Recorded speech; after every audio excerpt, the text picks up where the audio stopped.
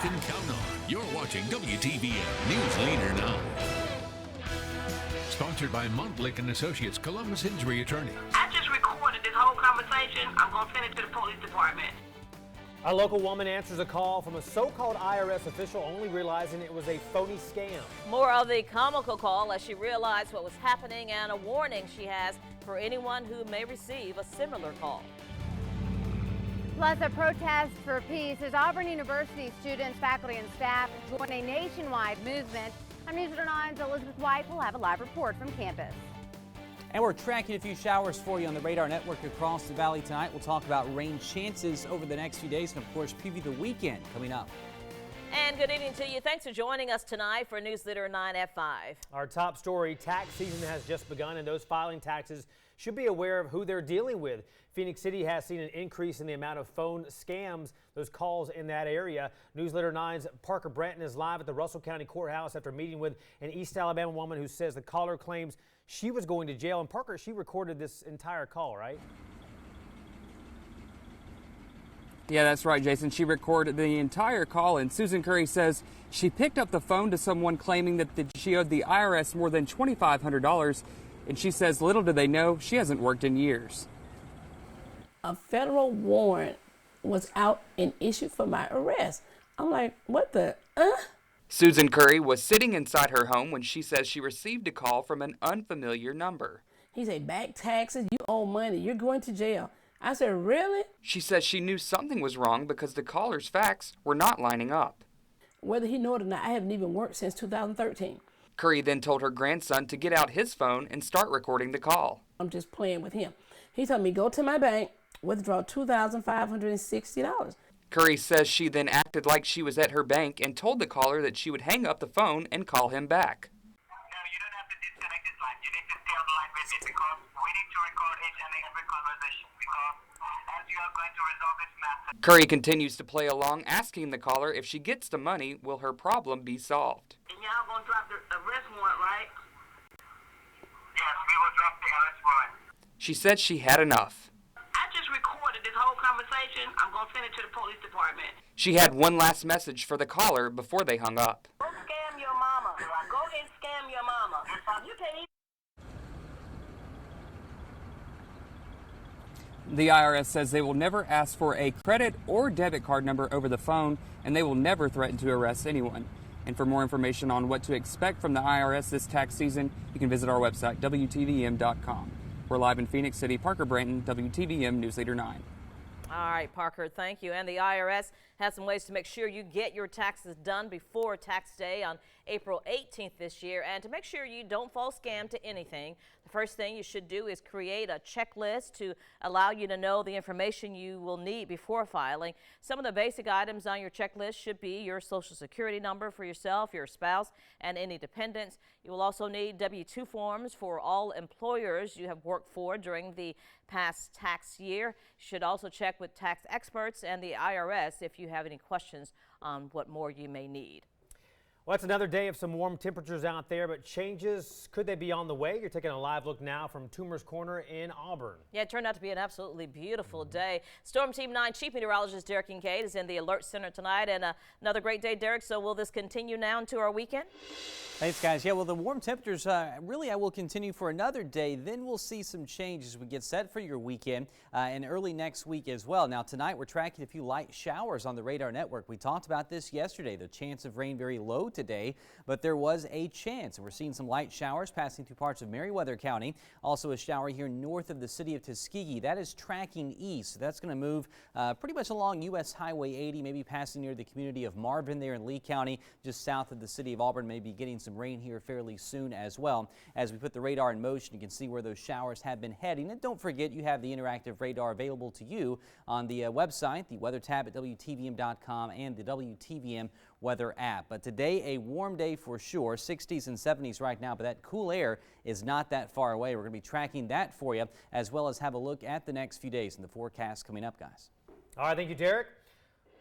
The backlash over President Donald Trump's policies and executive order barring refugees from the U.S. continuing to cause outrage. Just last night, students at UC Berkeley rioting breaking windows and lighting fires. They were protesting conservative Milo Yiannopoulos, who was supposed to speak at the university, but that event was canceled. Also this week, protests over the immigration order in New Jersey and Columbus, Ohio.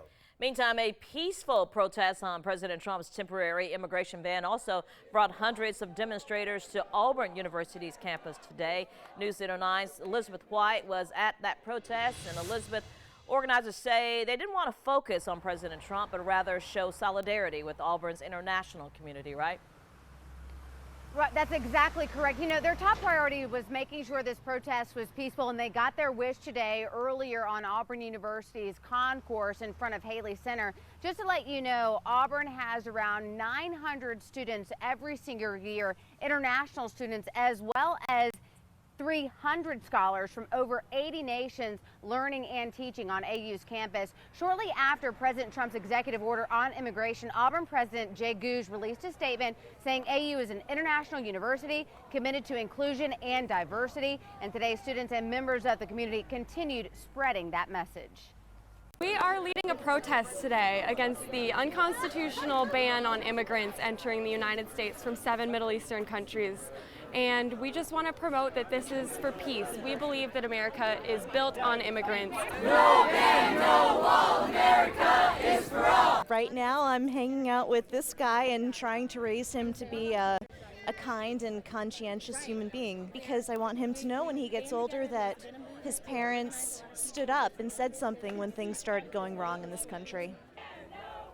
So Auburn University is advising international students and teachers from the 7 countries impacted to not leave the United States for fear they won't be able to get back in. Now, students from other countries not listed on the current ban, they are also being asked not to travel internationally because there is a concern more countries could be added to this temporary ban. So really, it's a moving parts type situation with Auburn University keeping a close eye on what President Trump is doing. Yeah, lots of schools are doing just that. All right, Elizabeth, thank you. Right. So what exactly does this executive order President Trump issued mean? USA Today providing a breakdown to explain it for you. Citizens from Iran, Iraq, Libya, Somalia, Sudan, Syria, and Yemen can't come to the U.S. for 3 months. This includes those with immigrant or non-immigrant visas, including those with dual citizenship with other nations. The order also includes green card holders who already have permission to be in the U.S. Now, this means if they are in the U.S. and left, they can't come back until the restriction is lifted. Turning now to other news, a Eufaula woman is facing some serious charges after causing a crash that injured a child, allegedly. Police say Holly Moulton was driving under the influence when she injured the 10-year-old boy. The crash happened yesterday evening on Eufaula Avenue near Highway 30. Investigators tell us the boy was trying to cross the street when he was hit by the truck that Moulton was driving. Moulton was arrested and charged with DUI and first-degree assault. And that child was taken to Children's of Alabama Hospital in Birmingham, where he now remains in critical condition. In Lee County, a single car crash claims the life of a Smith Station man. The crash happened just before 9 last night. Richard Short was killed when the 2016 Kia Optima he was driving left the road, hit a concrete drain pipe, and overturned before catching fire. Short was pronounced dead at the scene. The crash happened on Lee County Road 246, about 7 miles east of Phoenix City. Alabama State Troopers are still investigating the cause of the crash. The Troup County Sheriff's Office says they've arrested 3 people after a sheriff's car was hit. This morning, just before 10 o'clock, the Hogansville Police Department says they were chasing a vehicle on Interstate 85, leading with somebody fleeing from a traffic stop. During the chase, the Troup County Sheriff's Office deployed stop sticks. The car they were chasing then drove into the median, hitting the sheriff's car with a deputy inside it. The 3 are now charged with crimes by the Hogansville Police and Georgia State Patrol. And a developing story in Columbus tonight. City government is now one step closer to building a new roundabout on River Road. The project will remove the existing traffic lights at the intersection between Bradley Park Drive, Green Island Drive, and Cascade Road. The proposal was unveiled February last year, and the city's planning department says it's expecting to start construction this summer. We have acquired all the necessary right-of-way out there for the project. Georgia Power is moving their utilities now. I expect the others to follow suit here fairly soon. We still have not gone out to bid on it yet, but we will soon. The projected $2.7 million cost will be split, with the city expecting to pay $1.2 million and the state paying the remainder. We'll have reaction from residents in the area coming up on News Leader 9 at 6. Phoenix City's mayor, city council members, along with Alabama state lawmakers and local judges all came together today to discuss how they can work together. The fellowship luncheon was organized to improve the relations between governments in Russell County and around the state of Alabama. The event was organized by Councilman Arthur Day. He says it's also a chance for newly elected officials to meet their county and state counterparts. We hope to improve the entire community by working together. We can do projects together, doing things together. This is what it's all about. This event taking place at the Idle Hour Community Center. Day also says he hopes the fellowship luncheon will become an annual event in Phoenix City. Still ahead, new Secretary of State Rex Tillerson addressing face-to-face some of the people he will lead. Have already been vocal, some already vocal opposing President Trump's policies. What he had to say as he addressed the State Department. And after years of waiting to see if a store would move into the vacant spot at the Peachtree Mall, finally a store has moved in. We'll take you inside to what the at-home store looks like. And as we get closer to the weekend, many of you may be thinking about heading off, doing some fishing, hunting. Here's your fish and game forecast. And as we head into the day on Thursday and Friday, we'll be talking about some changes in the weather forecast. We'll have all that for you coming up right after the commercial break.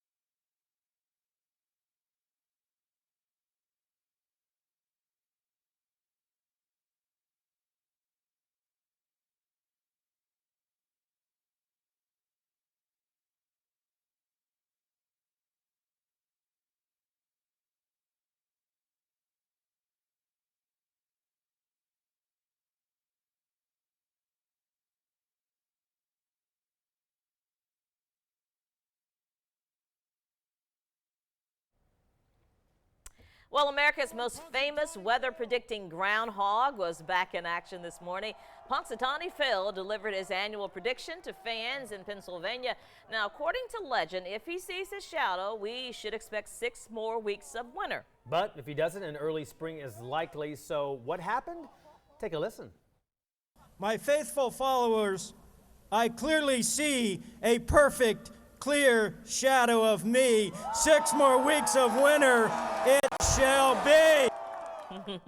Well, records going back to 1887 show Phil has predicted more winter 102 times. He's forecasted an early spring just 18 times. Now, reports vary about how accurate Phil's forecasts are, but NOAA experts say he's got no predictive skill. Unlike our Derek Kincaid, who has lots of predictive skills. Right, Derek? That's right, guys. You know, I happened upon some exclusive video from that groundhog thing today. So here's Punxsutawney coming out. Let's take a closer look here. I don't know what this is. It's the app. It's the weather app. Weather app. That's how he does it, guys. That's how he does it. So don't believe that that Yankee groundhog. Let's stick to our guys. General Beauregard Lee. We got Alabaster Al in Birmingham. So the local guys, they've got it under control. All right, so let's talk more about the weather around here. Our rain chance tomorrow is going to be there, about 20%. Most are going to stay dry, but you may want to have the umbrella with you just in case. Going through your Friday, a shower not out of the question. Then as we get ready for the weekend, kind of a tale of two different days here. Saturday still looks dry and cool. Then as we head into Sunday, the weather looking a little bit warmer out there for us. So as temperatures start to warm back up, the rain chance comes back too, and we're going to keep riding that weather roller coaster when it comes to rain chances and temperatures all the way through next week as well. Right now, most spots in the 70s, 71 up in Pine Mountain, Columbus down at the airport, 72, 74 across the river in Phoenix City. In fact, let's take a live look from the river now, looking outside on what has been a pretty nice day. The clouds still on the increase, but there you see the Chattahoochee River on a beautiful early February day from the Phoenix City side of the river. All right, let's get back over to TrueView Max. I want to show you what's going on to our north. We do have those darker shades, the blues, the greens. That's the cooler weather trying to push in, and it really won't make it all the way in here tonight. Most spots will stay in the 60s and 70s for the next couple of hours, but we'll continue to watch some rain out there. A few spotty showers showing up here on the radar network, some showers around Greenville. Those are moving east. We'll take a closer look down in here in Macon County, where we have a little shower that's popped up just north of Tuskegee. Those showers are moving off to the east as well, so we're going to watch those. Most spots again tonight will stay dry as well. It's just not out of the question to pick up one of those showers. So here's your big picture to the north. The clouds a bit thicker. That's where we also have a better coverage of showers. The Atlanta area, Huntsville down to Birmingham getting wet right now. We are not going to see that much rain around here. In fact, our futurecast just shows those spotty showers through the rest of the evening. On into the nighttime hours as well. Can't rule out some rain overnight. And going through Friday, more clouds than sun at times, and we'll keep those showers in the forecast. But that colder air, the cold front itself should start to push in as we head into Saturday. So here's Saturday morning, starting off with some sunshine, and most of your Saturday looks fantastic from a weather point of view, but we do bring back that small rain chance on Sunday. Tonight, mostly cloudy skies, isolated showers, lows back down to the 40s for most of us. You move further down to the south, you run into some 50s, 49 for Auburn, 50 in Columbus, and well down to the south, everybody down in the 50s down here, 52 in Clayton, Dawson at 52 as well. Tomorrow, temperatures going to be very tricky. That cold air is not going to be very far away, so I think some of our northern counties should stay in the 50s all day.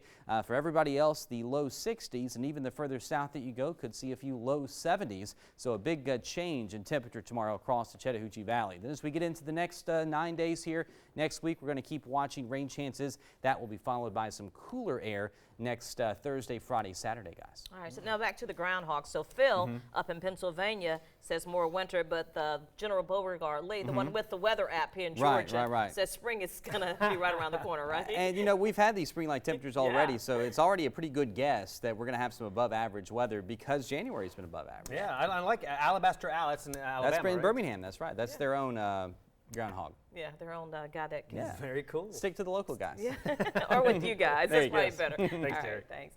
Well, Rex Tillerson is marking his first full day as Secretary of State today. He began his day speaking to employees at the State Department headquarters, where he urged everyone to remain unified and to focus on the department's mission.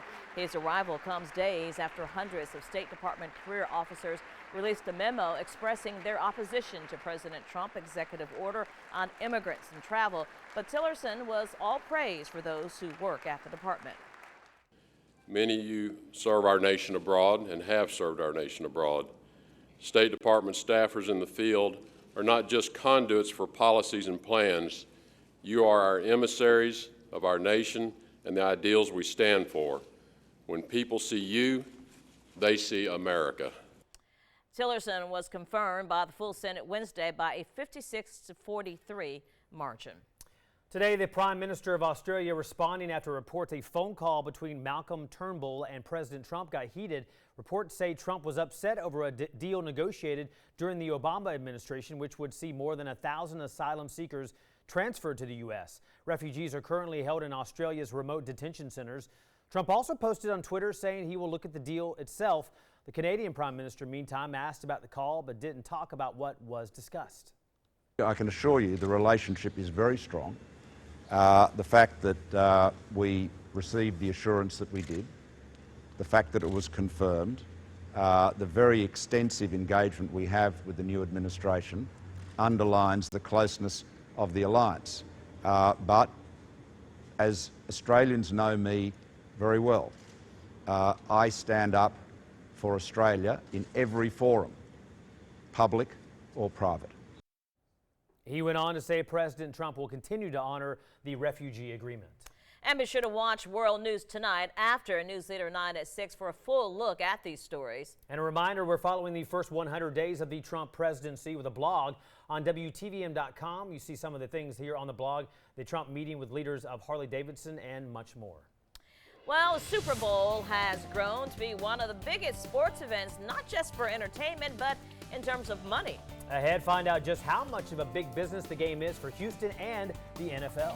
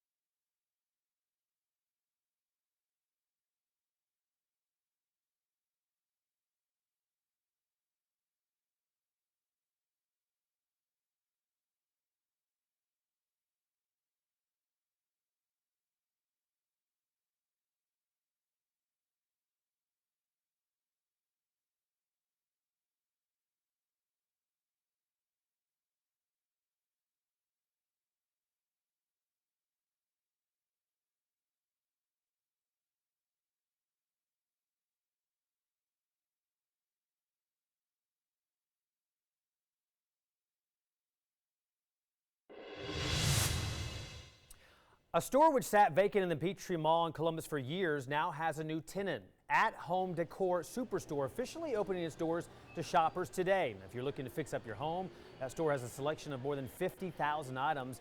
The 86,000 square foot store is set to provide 25 full and part-time jobs as well. to Columbus and the surrounding areas. Our company really looks for locations where we can get into the culture and the environment, and they look at demographics, they look at all kinds of things. And this location is paramount because there's nobody like us around. With the Columbus location, the Plano, Texas-based At Home has 123 stores now in 30 different states. Well, it is the perfect weekend to take in a movie, maybe as you get ready for the Super Bowl. This is because AMC Theaters announced that they will be offering free popcorn and deals on food and drinks for all newly acquired Carmike locations, including all in our viewing area. Columbus-based Carmike was just bought by AMC a few months ago. Special will run Friday through Sunday. Moviegoers will receive a free small popcorn. Other deals include $2 hot dogs on Friday, $2 candy on Saturday, and $2 small frozen drinks on Sunday. Hard to beat that. Enjoy it. Well, another day and more excitement building for the Super Bowl on Sunday, where the Atlanta Falcons will take on the New England Patriots in Houston. Now, if you haven't gotten your tickets yet, you need to start raising some money now and also get ready to dish out some big bucks. The lowest price on SeatGeek right now runs in the $2,000 range. A listing on the 50-yard line in the lower bowl is nearly $24,000 for that ticket. All this, of course, if you can still find one of those tickets. As for the commercials, advertisers are paying an average of $5 million for just a 30-second ad. Wow, a lot of money on the line. As we get closer to the game, remember you can watch the Super Bowl on our sister station, Fox 54, this Sunday at 6:30 Eastern. Everything starts. Lady Gaga will entertain the crowd at the game as the halftime performance. Fox 54 will also air a special on the Super Bowl with some of the big highlights. It will air right after the premiere of 24 Legacy, which will air right after the game on Fox 54. Yeah, I like paying $0 to watch the Super Bowl. Yeah, and watching it from home. Yes. And having a nice little Super Bowl party. Yeah, comfortable with some wings or some other stuff. I mean, it would be nice to see it in person, though. Yeah, Don't get me it would. wrong, but not for those, what, 24,000? A lot of money.